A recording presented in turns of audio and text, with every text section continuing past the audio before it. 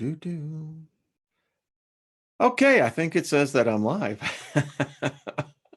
Yes, that moment, you're going, "Hey, buddy, the camera's looking at you." Hello, everyone. How you doing? Good to see you. It's Friday, and welcome. Glad to hear you're here. Um, Glad to be heard. There you go. It's a great day. I'll tell you, it's just one of those groovy days. That's all I can say. I really kind of dig it. I hope your day is being the same and that life finds you doing well.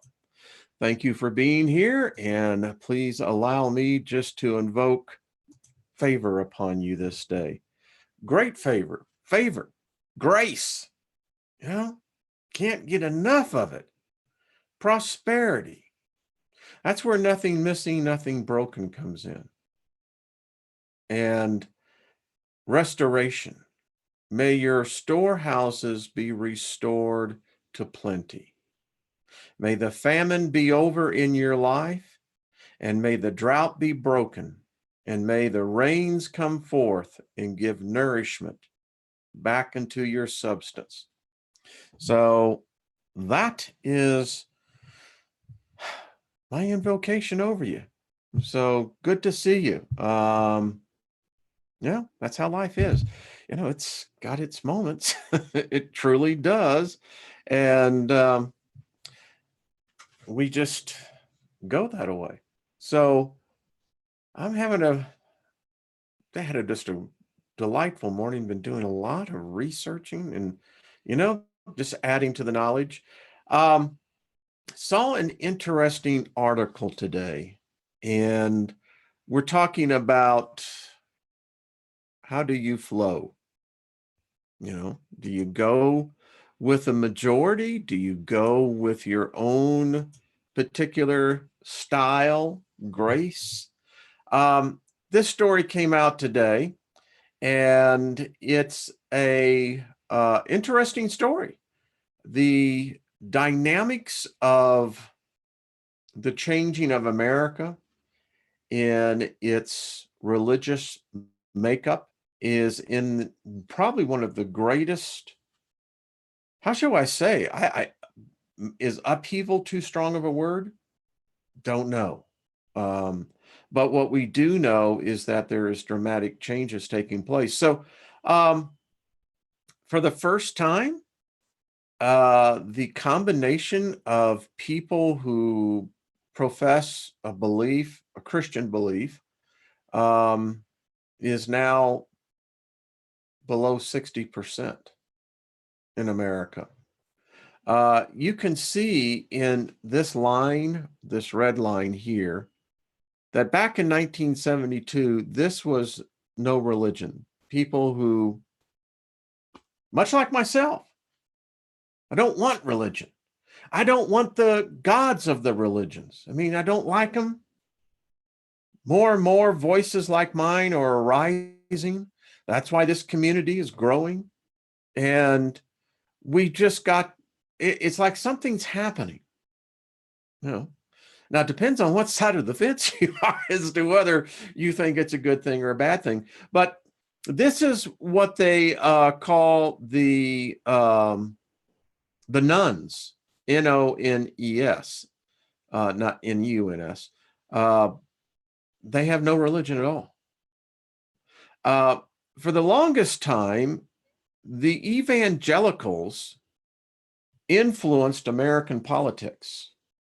Depending on how you look at it, it seemed like it gravitated to, unfortunately, one pole. And that's the problem when you gravitate to one side or the other, well, you lose the balance. But in any case, you can see here in the 90s going into 1994, strong wave, and then it began to collapse. It saw a minor resurgence in 2002, 2004, and has seen a steady decline since then. This is the one that is shocking. Mainline Protestant, Methodist, Lutherans, etc., This is probably what is sounding the alarms in Christendom today.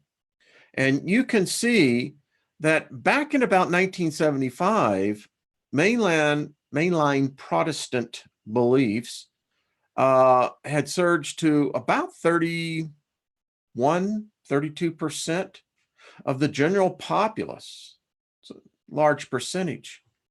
And you can see now that the rapid decline has been, well, if this was a stock, it sucks.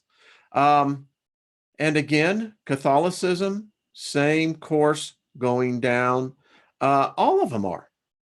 It's just what's happening. And it indicates to me that within the next 2 generations, we'll begin to see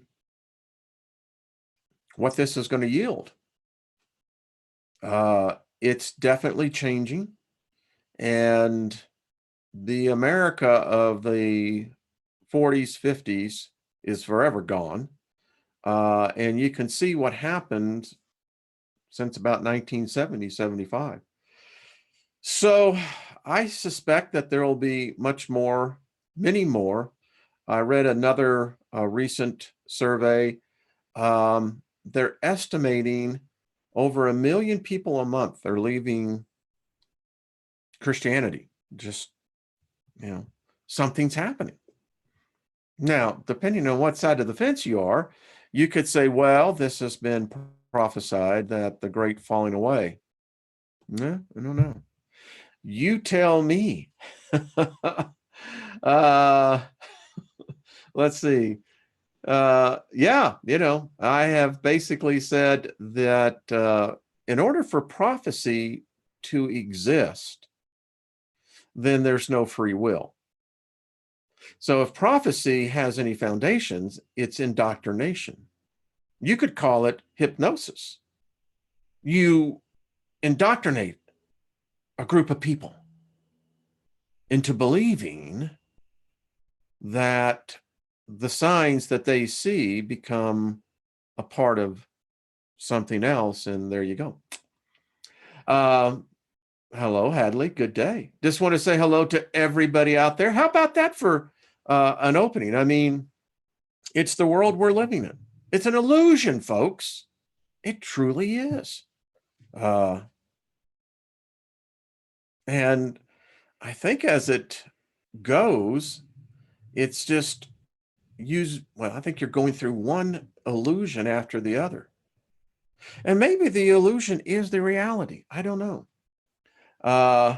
So anyway, there we go. We continue to move on. So I had another serendipitous encounter. Again, when you see things come in threes, you're going, all right, someone's wanting to say. So reincarnation. I wrote to folks in Peter, I'll tell you. Well, hello, Wayne from Murray. How you doing? From Nottingham, UK. Welcome, sir. It's in the evening there. I guess about 7 o'clock, isn't it? And so I want to put my 2 cents worth in my philosophy. This is Wayne's world, after all. My thoughts on reincarnation. You're a bright group of people here, and I wanted to share this with everyone because I thought it was rather profound. So we're talking about reincarnation, and I wrote, reincarnation. Is it or is it not? The great question that confronts our generation of this day. However, the true question would be, why is it at all? In an existence that we believe is unending, then why would a soul or spirit be subjected to just one aspect of reality, this physical plane, to learn? Doesn't make sense. excuse me, think about it to say a lesson, any lesson, can be learned in this temporal dimension of this reality is within itself insane at best, an eternal death of an endless cycle or cycles at worst.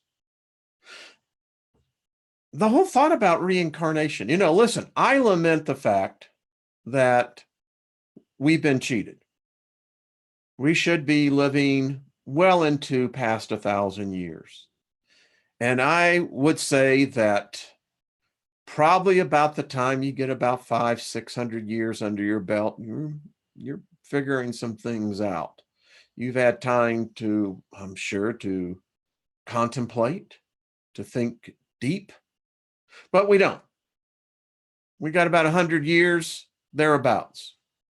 And to think that in all of infinite possibilities, realities, dimensions, that somehow or another you're telling me that because of the shortened lifespan, that a lesson can only be learned in this temporal physical plane, and you have to come back again and again. That's insanity, folks. That's death. That's endless death. And I wrote on, I said, no, there must be more if life does in fact exist at all outside this consciousness.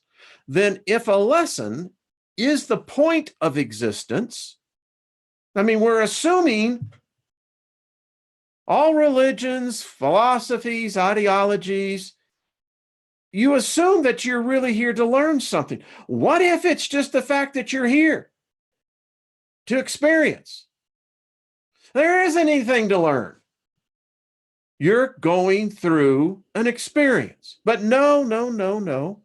We have been indoctrinated to believe that it's a lesson.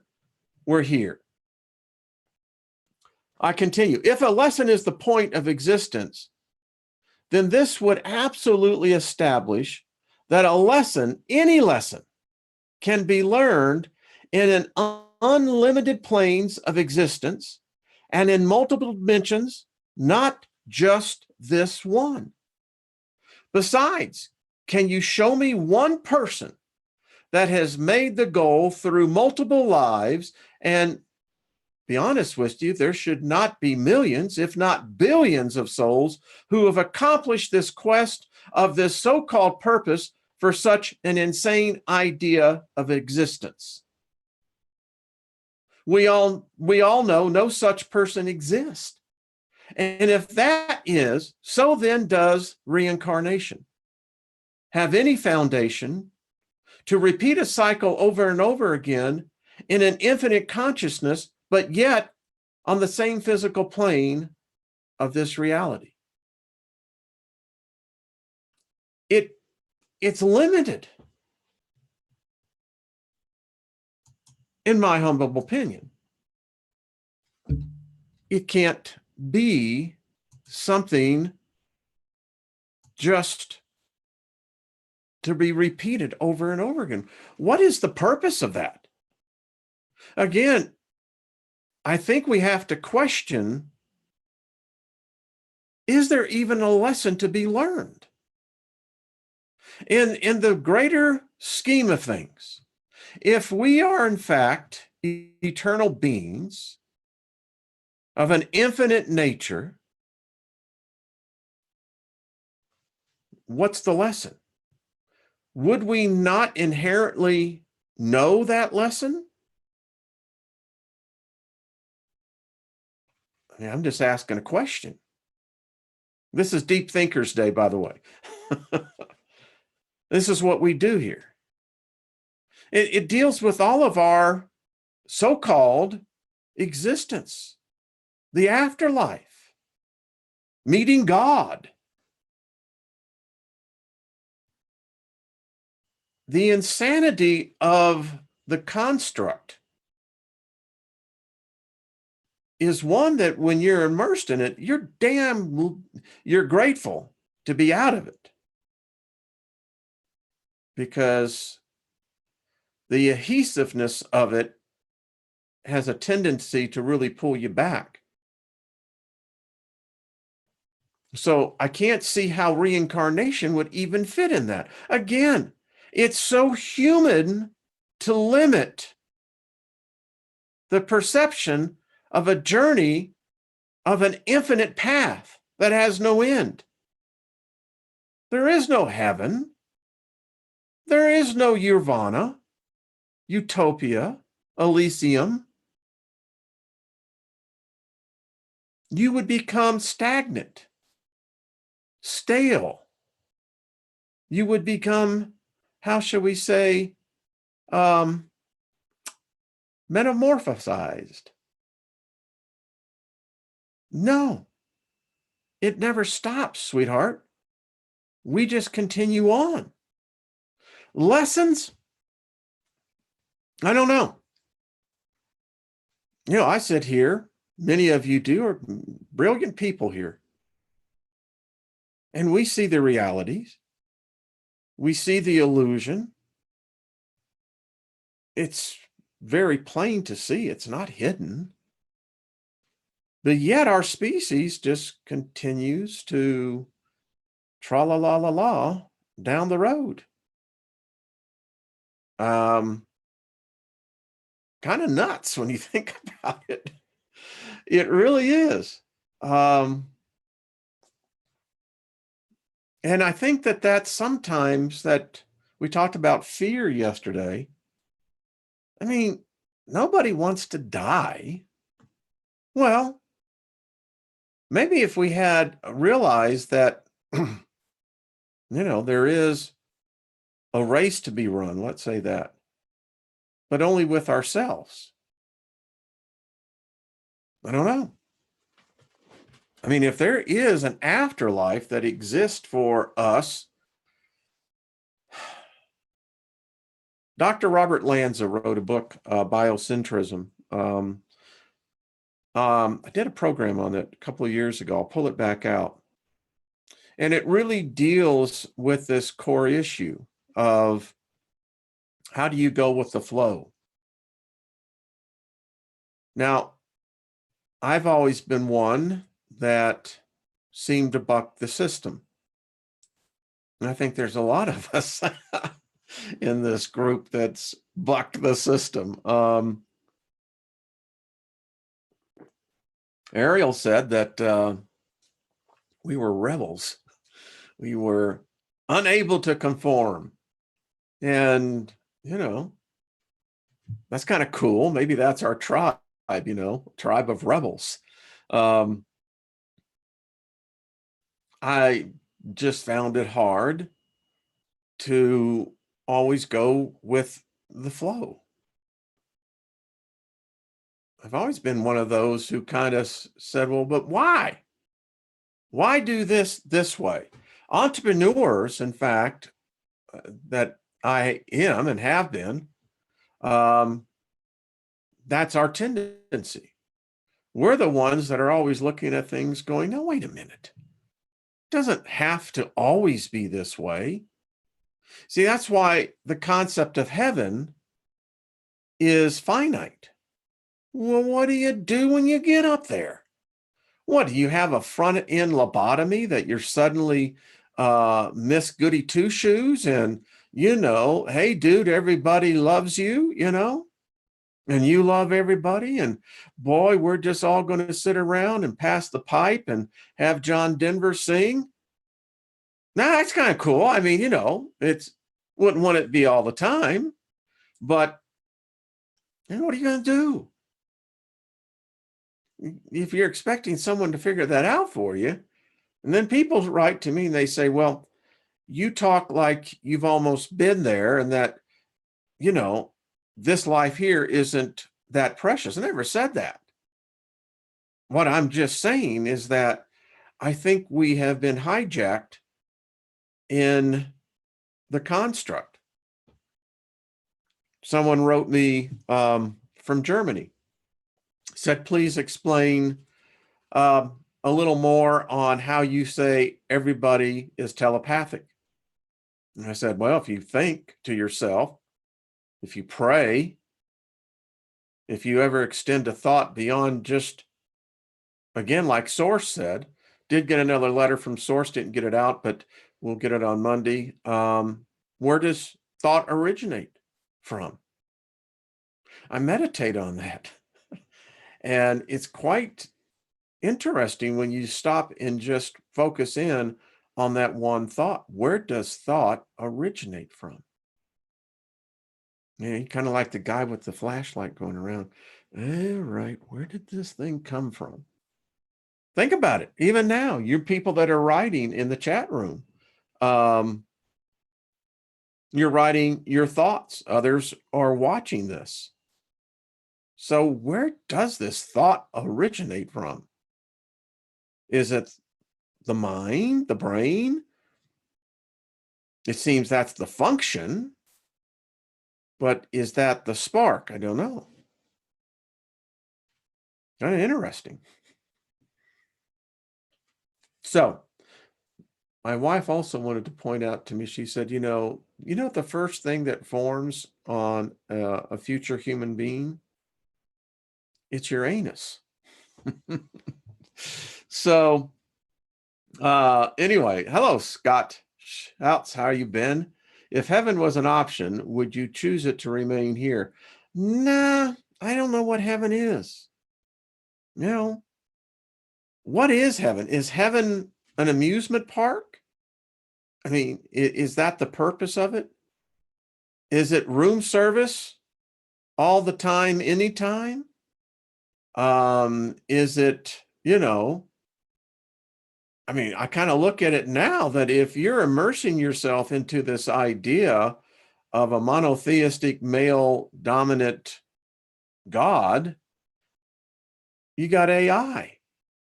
Because I don't get how again, I did a whole video, I asked that question. How can a spirit see? How can a spirit taste? How can a spirit smell? How does a spirit know if it's haunting back here where the floor is at? How does it know to balance within gravity? Is it all knowing? Does it get cold? Does it get hot? Does it get hungry? I mean, people say, well, you're looking at things physically. I don't know. If you believe in the concept of hell, then you say that a spirit would have feelings, could have pain inflicted upon it. How does that happen?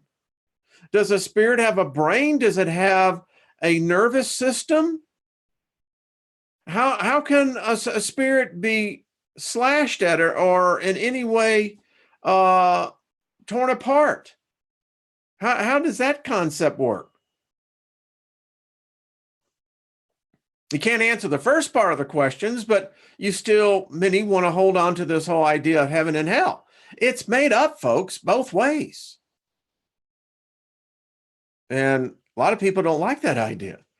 They like to think that they're going into the afterlife with a full-time retirement plan, completely paid, no kids. We got the house, George. It's paid for. We're going to have 24/7 room service, and we're going to have to do a damn thing. I mean, is that really what it's going to be? And then you have the other construct that says, well, eternal damnation, suffering. That construct has a flaw in it. Because if for that place to exist, that means those beings or whoever are down there, whatever you want to say, are working for the guy up there. How the hell does that work? I mean, come on. They would be morons. And you know what? You put enough of me down there, plenty of thoughts, others like us, we'll be running the joint. We'll build a new business plan. We'll put it forth. We'll start beginning to figure out how we can use the necessary minerals that are down there, how we can begin to build our economy, and how we can begin to utilize it in providing just an unending source of new energy. We can begin to contain that energy. We would begin to build our environment around that. why we would turn hell into earth. And maybe that's exactly what we did. um, think about it. I mean, again, I just be very, I'll lay it out there. Some, I'll be kind, some individual was either tripping on mushrooms, had been drinking some bad wine, got some bad beer, or was off doing on some other plant, DMT, whatever, had a vision, their vision, and then began to make it everybody else's vision. Man, enough people buy into it. Hell, they could elect you to be president. That's how it works. And then to make sure that it sticks, well, you really add some pain to it. And say, well, either you believe or you're out of here. And there you go. I think it's just that amazing. Because someone just wrote, and I was just reading in there. Thank you, all the moderators and all the folks that are in here. Y'all are the best. I had this I did my show last night on Artist First Network on continuing to expand on this illusion that we call reality. And afterwards, I had some people email me and kind of got into this conversation. And one person wrote and said, you know, since I've been listening to you, he says, you pissed me off, but he said, I was pissed off enough that I wanted to come back and begin to kind of prove you wrong on where you had gotten off the path. But he said, the thing about it was, now there was two emails that had come in almost on top of each other, going in the same direction. This one gentleman said that, he said, I went back and looked at my God. That's what he wrote, my God. He was a Christian. And he says, I'm coming to you now because he says, my world has been shattered. He says, you're right. He says, this God that I've been worshiping is a murderous God. And he says, I never looked at the flood, Noah's flood, in the light that if there is this God, this all-knowing God, why would this God choose murder in an infinite world of possibilities? Murder would be the first choice. He said, I don't know where to go. Then another email came in right behind this, and this person had said, I've looked at all these different religions, and he said, all these gods kill. They kill us. She went on to say that she said, they don't kill the angels, they kill us.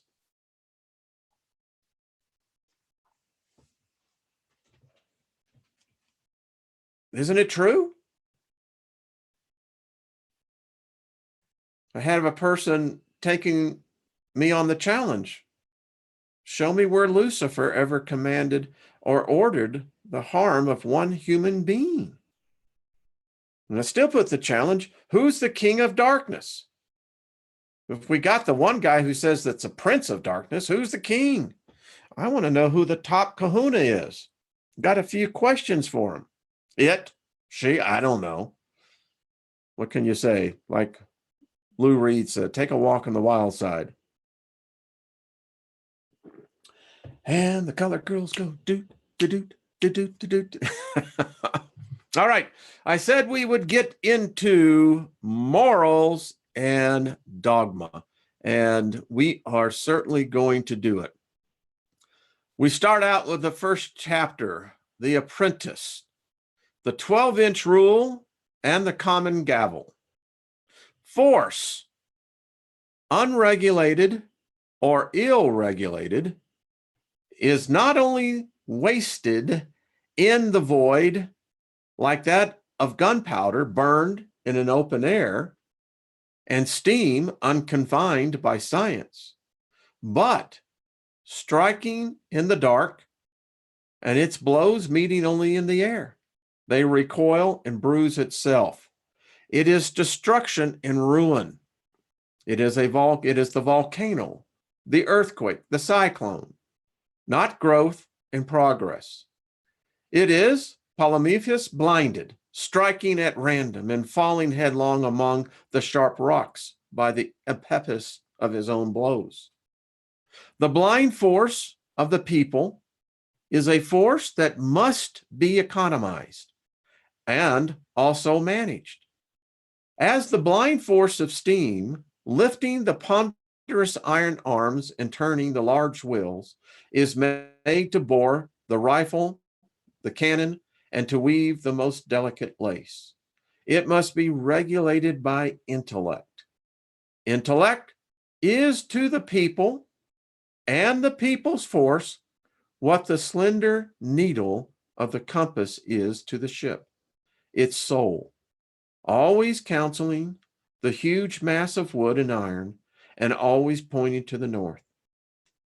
To attack the citadels built upon all sides against the human race by superstitions, despotisms, and prejudices, the force must have a brain and a law. This is so force, source, force.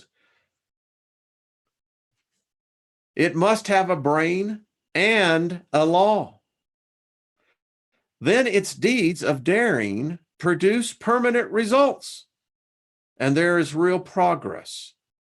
Then there are sublime conquest. Thought is a force, and philosophy should be an energy, finding its aim and its effect in the amelioration of mankind. The two great motors are truth and love.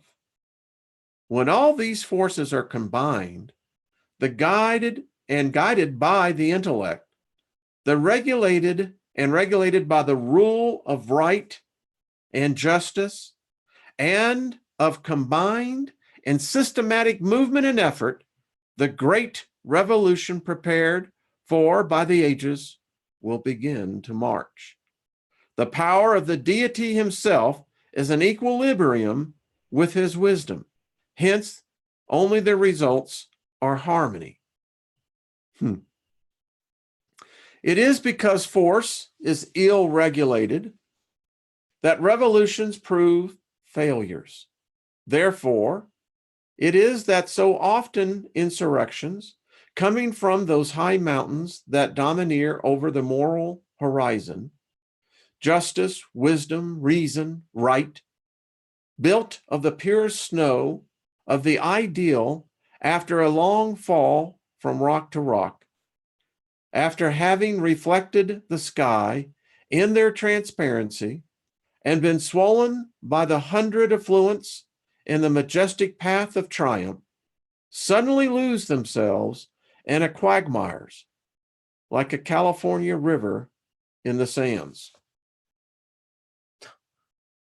Deep stuff, baby. Like, wow, man. Okay. Yeah. Not for the feeble of mind. And they warned you that in the beginning of this. The onward march of the human race requires that the heights around it should blaze with noble and enduring lessons of courage. Deeds of daring dazzle history and form one class of the guiding lights of man. There are the stars and the cruciations from the great sea of electricity, the force inherent in the people, to strive, to brave all the risk, to perish, to preserve, to be true to oneself, to grapple body to body with destiny, to surprise defeat by the little terror it inspires. Now, to confront unrighteous powers, now to defy intoxicated triumph. These are the examples that the nations need and the light that electrifies them.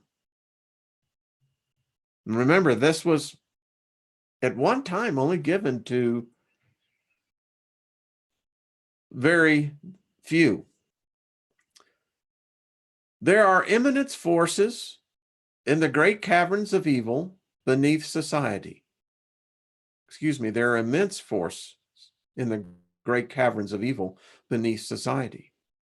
In the hideous degradation, squalor, wretchedness, and destitution, vices, and crimes that reek and simmer in the darkness in the populace below the people of great cities. Holy crap, what place is that? Is that hell? Certainly sounds like it, doesn't it? There, just disinterested vanishes. Everyone howls, searches, gropes, and gnaws for himself. Ideas are ignored, and of progress there is no thought. This populace has two mothers, both of them stepmothers, ignorance and misery. Want is their only guide. For the appetite alone they crave satisfaction. Yet even these may be employed. The lowly sand we trample upon, cast into the furnace, melted, purified by fire, may become repulsant crystal. They have the brute force of the hammer, but their blows help on the great cause when struck within the lines traced by the rule held by wisdom and discretion.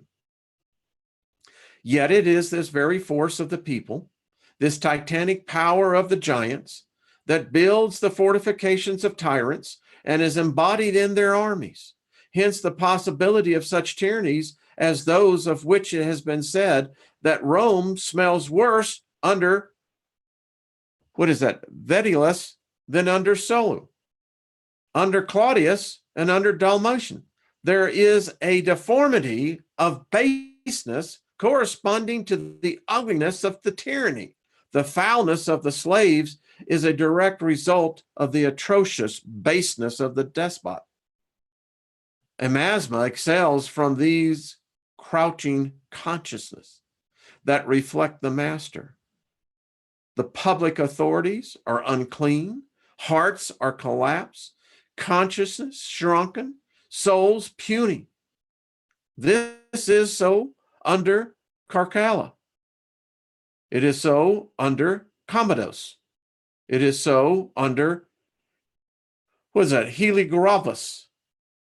While from Rome, from this Roman Senate under Caesar, there comes only the rank odor peculiar to the eagle's eyrie. Wow. It is the force of the people that sustains all these despotisms, the basis of will as the best. That force acts through armies, and these offenders enslave, then liberate. Despotisms are there applies the rule. Force is the mace of steel at the saddle bow of the knight or of the bishop in armor. Passive obedience by force supports thrones and oligarchies, Spanish kings, Venetian senates, might, and in all the army, an unwielded by tyranny. It is the enormous sum total of utter weakness. And so humanity wages war against humanity in despite of humanity. Boy, isn't that just wow. And so humanity wages war against humanity in despite of humanity. So a people willingly submit to despotisms, and its workmen submit to the despised, and its soldiers to be whipped. Therefore, it is that battles lost by a nation are often the progress attained. Less glory is more liberty. When the drum is silent, reason sometimes speaks. Tyrants use the force of the people to chain and subjugate. That is, invoke the people. Then they plow with them as men do with oxen yoked. Thus, the spirit of liberty and innovation is reduced by bayonets, and principles are struck dumb by cannon shot. While the monks mingle with the troopers, and the church, militant and jubilant, Catholic and Puritan, sings Didymus for victories over rebellion.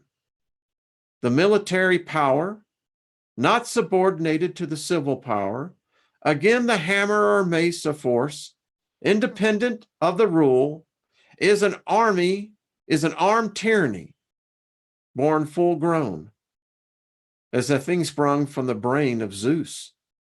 It spawns a destiny. It begins with Caesar to rot into Daedalus and Commodus.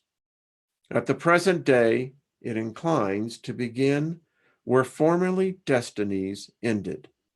Constantly, the people put forth immense strength, only to end in immense weakness. The force of the people is exhausted in indefinitely prolonging things long since dead, in governing mankind by embalming old dead tyrannies of faith, restoring dilapidated dogmas, regilded faded worm-eaten shrines, whitening and roughening ancient and barren superstitions, saving society by multiplying parasites, perpetuating superannuated institutions, enforcing the worship of symbols as the actual means of salvation, and tying the dead corpse of the past mouth to mouth with the living present. Therefore, it is one of the fatalities of humanity to be condemned to eternal struggles with phantoms, with superstitions, bigotries, hypocrisies, prejudices, and formulas of error, and the pleas of tyranny. Despotisms seen in the past become respectable as the mountain, bristling with the volcanic rock, rugged and horrid, seen through the haze of distance, is blue and smooth and beautiful. The sight of a single dungeon of tyranny is worth more to dispel illusions and create a holy hatred of despotisms and to direct force aright than the most eloquent volumes. The French should have preserved the Bastille as a perpetual lesson. Italy should not destroy the dungeons of the Inquisition. The force of the people maintained the power that built its gloomy cells and placed the living in their granite sepulchres. The force of the people cannot, by its unrestrained and fitful action, maintain and continue in action and existence a free government once created. That force must be limited, restrained, conveyed by distribution into different channels, and by roundabout courses to outlets whence it is to issue as the law, action, and decision of the state, as the wise old Egyptian kings conveyed in different canals by subdivision and the swelling waters of the Nile, and compelled them to fertilize, not devastate the land. There must be the gist it norma, the law, the rule, or the gauge of constitution and law, within which the public force must act, make a breach in either, and the great steam hammer, with its swift and ponderous blows, crushes all the machinery to atoms, and at last, wrenching itself away, lies inert and dead amid the ruins it has wrought. The force of the people, or the popular will, in action and exerted, symbolized by the gavel, regulated and guided by the acting within the limits of the law and order, symbolized by the 24-inch rule, has for its fruit liberty, equality, and fraternity. Liberty regulated by law, equality of rights in the eye of the law, brotherhood with its duties and obligations as well as its benefits. You will hear shortly of the rough ashlar and the perfect ashlar as part of the jewels of the lodge. The rough ashlar is said to be a stone as taken from the quarry in its rude and natural state. The perfect ashlar is said to be the stone made ready by the hands of the workman to be adjusted by the working tool of the fellow craft. We shall not repeat the explanations of these symbols given by the York Rite. You may read them in the printed monitors. They are declared to elude the self-impoverished of the individual craftsman, a continuation of the superficial interpretation. The rough ashlar is the people as a mass, rude and unorganized. The perfect ashlar, or cubical stone, symbol of perfection, is the state. The rulers deriving their power from the consent of the governed. The Constitution and laws speaking the will of the people, the government harmonious, symmetrical, efficient, its powers properly distributed and duly adjusted in equilibrium. If we delineate a cube on a plane surface, thus, we have visible 3 faces and 9 external lines drawn between 7 points. The complete cube has 3 more faces, making 6, 3 more lines, making 12, and 1 more point, making 8. As the number 12 includes the sacred numbers 3, 5, 7, and 3 times 3, or 9, and is produced by adding the sacred number 3 to 9, while its own 2 figures, 1 and 2, the units, or mamad and duad, added together, make the same sacred number 3. It was called the perfect number, and the cube became the symbol of perfection. Produced by force, acting by rule, hammered in accordance with the lines measured by the gauge out of the rough ashlar. It is the appropriate symbol of the force of the people, expressed as the constitution and law of the state. And of the state itself, the 3 visible faces represent the 3 departments: the executive, which exerts the law, the legislative, which makes the law, and the judiciary, which interprets the law, applies and enforces them between man, between the state and the citizens. The 3 visible faces are liberty, equality, fraternity. The 3-folded soul of the state is vitality, spirit, and intellect. I'm going to break it off right there because we continue on. Wow. Is anyone still with me? I wanted to put down, said, no, 3 of us are out of here. Well, to those who listen, that's some powerful, powerful. Wow. I'm going to have to read that again. There were some things in there that really begin, for me, it begins to explain some of the construct. I mean, sojourners, seekers of knowledge who are denied knowledge that has been pulled away because they just consider us just the masses. You know, if any of us were the elite, we probably wouldn't be in here. You know, we're just the commoners. That's fine. For me, I'm a sovereign. You know, I don't need that trapping. Wealth is but an illusion. I believe it was Solomon that says, he who chases after riches chases after the wind. It also says that fortune is flighty as a bird. Where it lands, no one is sure, and when it flights, no one knows. Something to think about. By the way, I have an update on Patrick. Wanted to get this out. Um, the news is not good. Um, Angie has months to live, and they're at peace with this.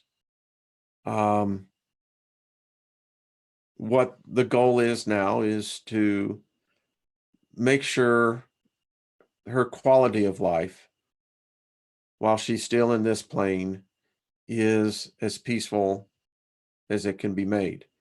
So, yeah, pretty damn smart commenters. Thank you, Franny. I'm sorry. Um, it's the journey. We love them, and cancer, with all of our brilliance, with all the energy, what we just read there was that I'm getting something, a month ago, I keep this right up here. Source, well, actually, I don't know if it was Source. I don't know if it was Lilith. The soul of one, the spirit of many. So there is a force that we possess. And my point to this is we could conquer these things. We have the intellect, we have the technology.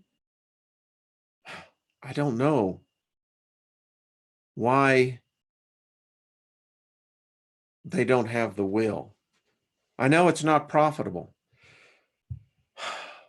So let me just say this, Patrick, we love you. Angie, we love you. We walk with you, we stand with you, and the journey never ends. And so just send your love to them, send your strength to them. They can use it. Continue, he said, please. It's something that they need. And, several hundred of us do this, they feel it. So as I get to close out here,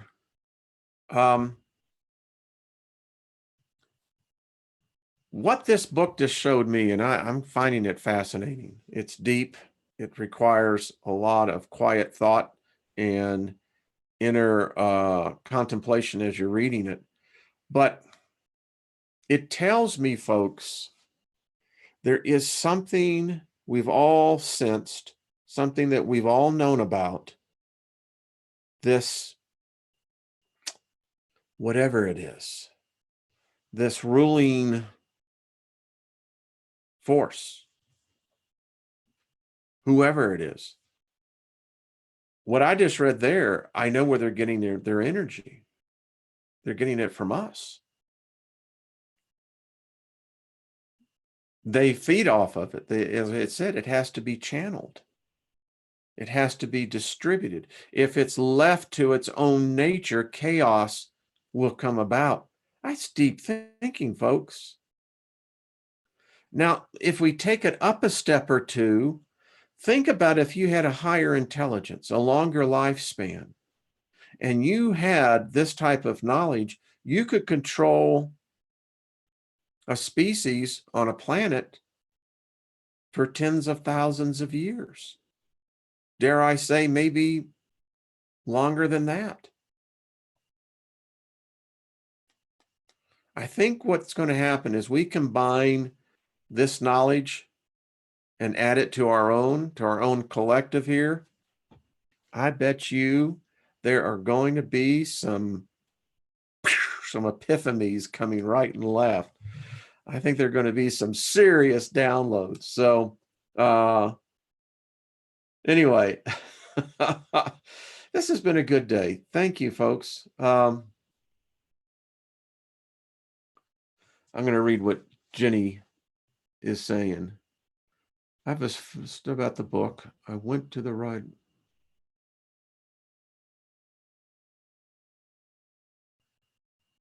And what did he say, Jenny? I am trying to see that. So what did he say to you as he found you reading Morals and Dogma? Now I'm going to have to stay on and see. Jenny, can you tell us, please? Come on. Leaving us hanging here. You see, I'm interrupting in the chat room. Typically, I shouldn't be, pondering in there, but I want to find out. Maybe she'll let us know.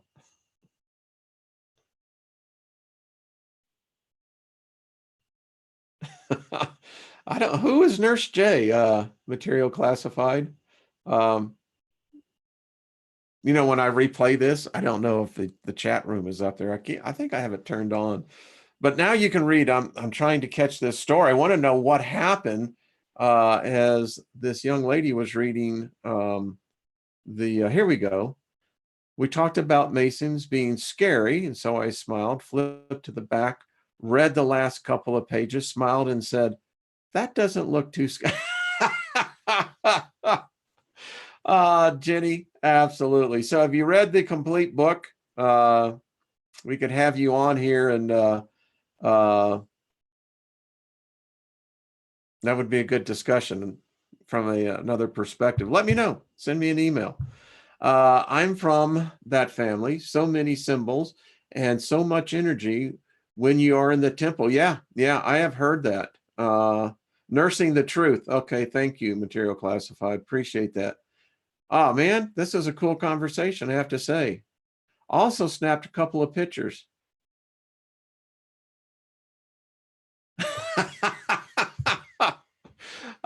Jenny, I'd love to have you on.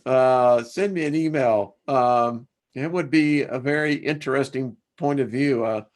Well done. Well done. Well, folks, this has been fun. This has been fun. Kind of cool shirt, isn't it? It's my jersey. I don't watch baseball. Didn't like playing baseball, but the colors are really cool. That's all I got to say. So, oh, you were at how cool. Jenny Simon, seriously, write me. Love to get you on. That would be a fascinating conversation. Yeah, David, I'd agree with you. You have nothing to be afraid of. Absolutely. Fear and hate are programs to limit our abilities. I think as well, just me, got a little bit of time here. I think it's also what limits our telepathic ability. I mean, if you're bound by division, we all know the lower vibration thing. I think it does it as well. I think it hampers you. It almost forms like a field. I'm just continue. True singer, that's a fact. That's a fact. Well, this is so cool. I see great stories in here. We can make our own. This is cool. Well, hopefully we can get Jenny on. That would just be amazing. All right, folks. Well, have yourselves a great weekend. It's going to be warm here, so we're going to try to get out and enjoy that. And because I have a sense next week it's going to snow, which happens here. Believe it or not, I've actually seen it snow on Mother's Day. So, but anyway, have yourself a great weekend. Love yourselves. Question everything, even yourself. It's good for you. It exercises this up here, keeps the elevator going up and down. Very good. You know what I mean?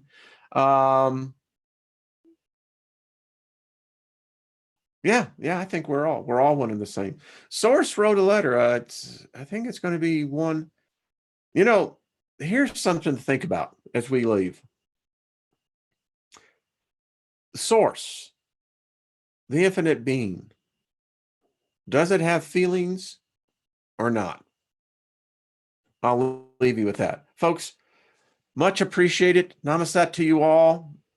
Appreciate you all. I could say I love you all, but that would be, but I just invoke favor on y'all because I think that says love anyway, doesn't it? Be good to yourselves. You're all beautiful. We'll talk again on Monday. I'll be with Jeff over in his channel on Sunday, I do believe, with Not Your Normal Sunday Morning. All right. Bye-bye. They call me Mellow Yellow.